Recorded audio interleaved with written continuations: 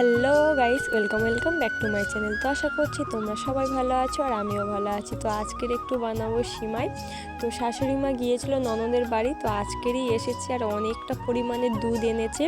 তো দুধ পাঠিয়েছে, তো ভাবলাম যে অতটা দুধ তো তিনজন যেহেতু খাবো, অতটা দুধ এমনি খেতে পারবো না, তাই ভাবলাম যে একটা সিমাই বানানো যাক।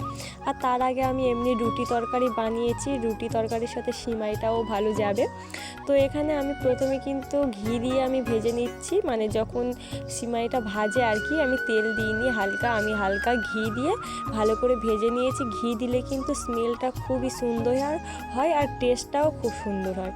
আর এখানে দেখতে পাচ্ছ যে কড়াইগুলো হয় আর কি, প্যান, তো তার হাফ প্যান দুধ। তো সব দুধ কিন্তু আমি এখানে দেবো না, আমার একটা প্যাকেটে যতটা দুধ লাগবে আমি ততটাই দেব, আর বাকিটা দুধ আমি রেখে দেবো, ওটা এমনিই খাওয়া হবে।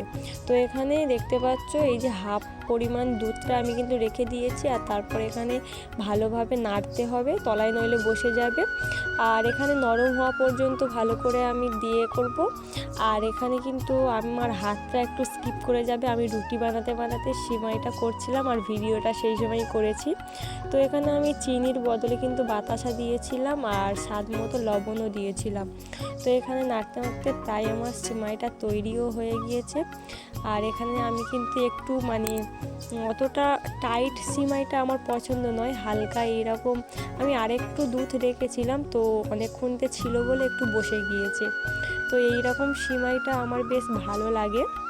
আর এখানে বললাম যে আগে থেকে রুটিও আমি করে নিয়েছিলাম। তো এই যে রুটি আর সিমাই আমি খেয়েছিলাম, আর আমার শ্বশুর শাশুড়ি সব তরকারি দিয়ে খেয়েছিল। তো টাটা।